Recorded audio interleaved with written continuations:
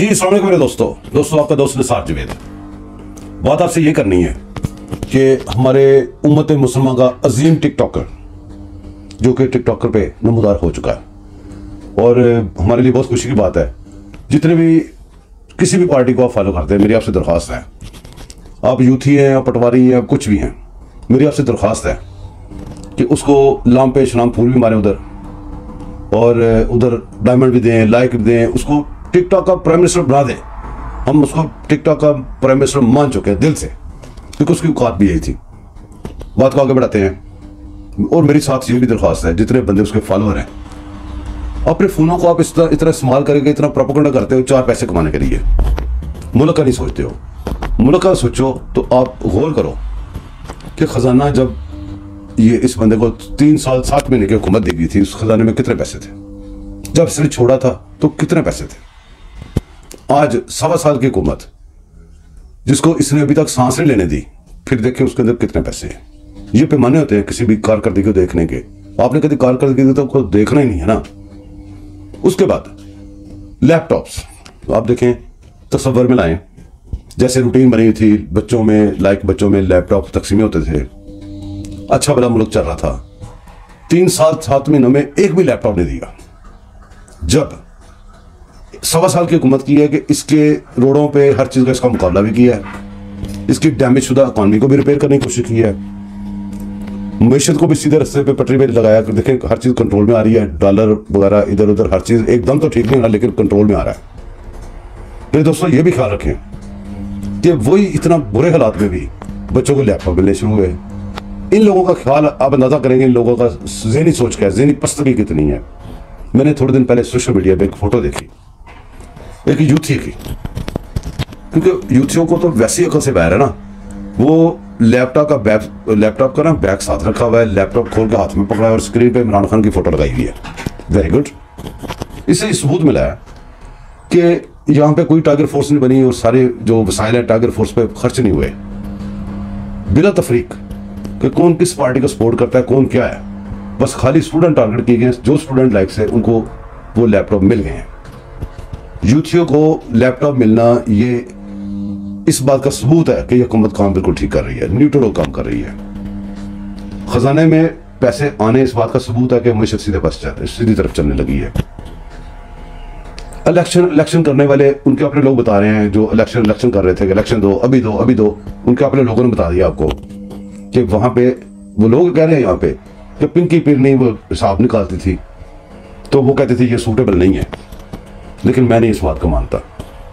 वो इसलिए नहीं मानता कि इनका मकसद इलेक्शन लेना नहीं था, इनका मकसद सिर्फ इंतजार लाना था, उन्होंने बुलाया। अब जाके आज की ताज़ी जो खबर आई है, ताज़ा तरीन खबर ये है कि आजम खान जो उसका सेक्रेटरी था, वो जो आपको पता साइफर लहराया था, साइफर के ऊपर जिसके साथ उसकी वो फोन कन्वर्सेशन भी लीक हुई थी, वहां पे ये बातें यही कर रहे थे सारी कि हमने खेलना है, और सारी बातें हमने सुनी थी। और ये पता आपको अंदाजा नहीं है कि ये कितना बड़ा जुर्म था। ये पाकिस्तान को एक तरह से किसी बम के ऊपर रख देना, पूरे पाकिस्तान को। और उसके बाद ऊपर से उससे बड़ा सितम यह है कि लाहौर हाई कोर्ट जिसके डोमेन भी नहीं थी, वहां पे एक पट्टी बैठा हुआ है, गलीज किस्म का पट्टी, वो जिसका वो साई है दमाद उसका, वो गलीज पट्टी ने उसके ऊपर स्टे दे दिया होता। आपने देखा कि पिछले 1.25 साल में ऐसी जमानतें मिली हैं, ऐसे स्टे मिले हैं कि जिनका बता तसव्वुर नहीं कर सकता। आप अंदाजा करें कि कितना कुछ हमारे मुल्क के साथ जुल्म हो रहा है और अभी तक जान नहीं छोड़ रहे। कल खैर वो स्टे भी उठ गया है, वो इद्दत में शिद्दत वाला निकाह उसका भी वो खुल गया, वो भी रोका हुआ था, हर जगह स्टे था। वो इसका जो बंदालू है वो अपनी क्रीज से बाहर निकल के खेलता रहा।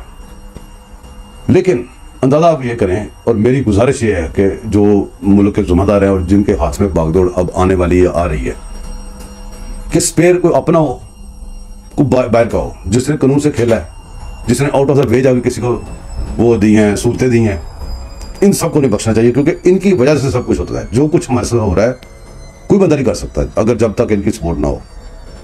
इमरान खान आया था, इनकी सपोर्ट से आया था, अभी तक बचा हुआ है, इनकी सपोर्ट से बचा हुआ है। मुल्क का बेड़ागर्क हुआ था, इनकी वजह से हुआ था। अभी तक मुल्क सीधे रास्ते पे नहीं डालने दे रहे, इनकी वजह है। रास्ते रोक रहे हैं, कहां तक सुनेंगे, कहां तक सुनाएं? खबरें, तज्जिए, ये सारी चीजें चलती रहेंगी। चटपटी खबरें मेरे पास नहीं होती भाई, मैं तो सॉरी हूं, मैं माफी चाहता हूं। मेरे पास कोई चटपटा काम नहीं है। मेरे पास अंदर की बाहर की खबरें नहीं होती, ना किसी के पास होती। ये सब ड्रामे, अंदर की खबर आ गई, बाहर की खबर आ गई, मेरा ये हो गया वो, ये सब ड्रामे मैंने नहीं करने।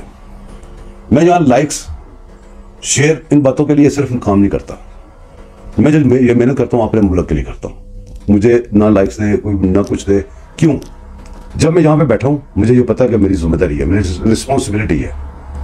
मैं अगर गलत मिसगाइड करूंगा तो ये जैसे अमानत में खयानत होती है वैसी हो जाएगी। मैं नहीं करता, बेशक मुझे कुछ ना मिले यहाँ से, मैं अपनी करके खाता हूँ। अपना यहाँ बैठ के जो मुझे समझ में आता है मैं सीधी बात कर देता हूँ, सीधी सी साफ साफ बात कर देता हूँ। जो बंदा अच्छी बात करता है उसको इनकरेज करता हूँ, जो बंदा गलत बात करता है उसको डिस्करेज करता हूँ। मेरा यहाँ पे बैठने का ये मकसद नहीं था जो मैं कर रहा हूँ, ये सारा कुछ करने का ये मकसद नहीं था। जब मैंने फर्स्ट टाइम सोशल मीडिया पे मैं आया था तो मैं तो अपना काम कर रहा था। मैं तो अपनी वो जैसे पहले, सबसे पहले मैं एनर्जी क्राइसिस पे काम करता था, सिर्फ एनर्जी क्राइसिस पे बात करता था, फिर मैं बंद कर दिया। अब जाके मैंने ये जोक्स वगैरह इसके लिए मैंने ऑन किया, मेरे जब दिल लगा रहेगा। लेकिन मुझे प्रवोक किया गया, मुझे गालियां बकी गई इधर, सब कुछ किया। फिर मैंने दिल को ठान लिया, जब गालियां बकी मैंने जवाब कैसे देना है। वो जब भी मैं उनको जवाब देता था फिर और गालियां निकालते थे, करते करते मुझे इन्होंने अपने पीछे लगा लिया हुआ है। जबकि मैं लानत भेजता हूँ उनके ऊपर भी, तो इनके पीछे लगने पे भी मुझे सिर्फ अपने मुल्क से है। अपने मुल्क के लिए कोई बात जब मैं बात करूंगा तो वो मेरे मुल्क के जाएगा, उसका नफा या नुकसान, ये मैं रिस्पॉन्सिबिलिटी समझता हूँ। मैं किसी अपने अदारे को बात करूंगा तो मैं जिम्मेदार हूँ उसका। अदारे में कोई बंदा गलत काम करेगा तो उसको मैंने गलत कहना है, जो सही करेगा उसको मैंने सही कहना है, जो मेरे मुल्क के लिए सही होगा उसको मैंने सही कहना है। लेकिन एक बात इसमें और भी याद रखें, कई दफा सारे बंदे बुरे नहीं होते, पांचों उंगलियां एक जैसी नहीं है। कई दफा आप देखते हैं कोई बंदा आपको लग रहा है बुरा काम कर रहा है, लेकिन आपको उसकी बैकग्राउंड का पता नहीं लगा, उसके पीछे बड़ी लंबी स्टोरी होती है कि वो क्यों कर रहा है ऐसे, वो आप नहीं समझ रहे, वो सारा कुछ बात आपको बता नहीं सकता यहाँ पे। तो इस वजह से वो अपना काम कर रहा था, आपको अच्छा नहीं लग रहा था, आप उसके ऊपर तनकीद कर रहे थे, वो खामोश होकर अपना काम करी जाता है। ये भी वजह होती है, किसी भी चीज को अंडरस्टैंड करना चाहिए। टिकटॉक पे जैसे बंदे बैठे सारा दिन वहां मेरे को गाली निकाल रहे हैं एक दूसरे को, मैं कहता हूँ बहुत अच्छा हुआ है, अब ये खुद भी आ गया है, ये ऐसे गंदे हमाम में आ गया है जहां पे इसकी सर्विस होगी ऐसी जबरदस्त, आप अंदाजा नहीं कर सकते, किसी की रिपोर्ट नहीं कर सकता। यहाँ पे तो ये प्लेटफॉर्म ही डिफरेंट है, यहाँ जूते खाने के लिए इसकी तकदीर खींच के ले आई है। और मेरे ख्याल में मैं आपको सही बताऊं, ये भाग जाएगा यहाँ से। क्यों? ये किसी चीज का सामना नहीं कर सकता। आप देखें किसी का आज तक किसी से न्यूट्रल साहबी का सामना नहीं कर सका, न्यूट्रल साहबी के साथ बैठता है, ये तो पहले बंदे चूज करता है, ये बंदे बैठेंगे बाकी बाहर निकाल दो। क्यों? आप देखें हिस्ट्री पूरी लंबी है, कोई न्यूट्रल सवाल करता है ये फ्लैट हो जाता है। आपने अभी थोड़े दिनों में देखा इसने फरमाइशी तौर पे बाहर से लोगों एंकरों का मेरे सवाल मुझसे सवाल करो, मेरे इंटरव्यू लो ताकि मैं जरा दोबारा ऑन हो जाऊं। इसके अपने वो जो डिमांड करके वो इंटरव्यू थे उनके अंदर भी कई जगह पे सवाल आए तो ये खत्म हो गया, वहां पे इसकी बोलती बंद हो गई है।